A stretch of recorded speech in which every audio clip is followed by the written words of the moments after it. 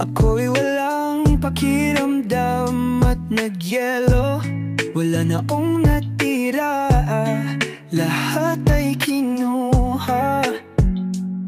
Wasak, alam mo ba kung ano ang pakiramdam nun? Pumasok ako sa isang walang katapusang sakit.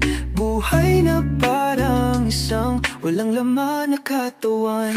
Kaya pinikit ko ang mga mata ko, at ngayon halos patay na ako. Nakatayo sa harap ng salamin, pinapanood ang sarili ko habang dahan-dahan akong mamamatay.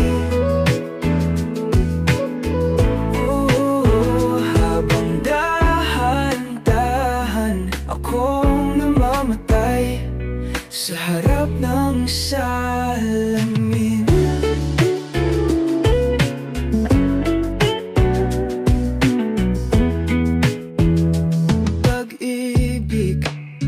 Bakit ganon kasakit?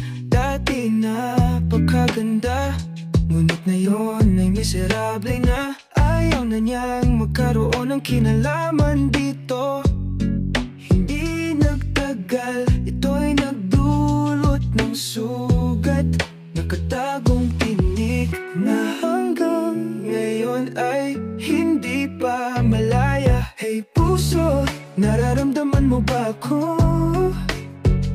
Lahat ng lungkot sa aking kalooban, ginagawa akong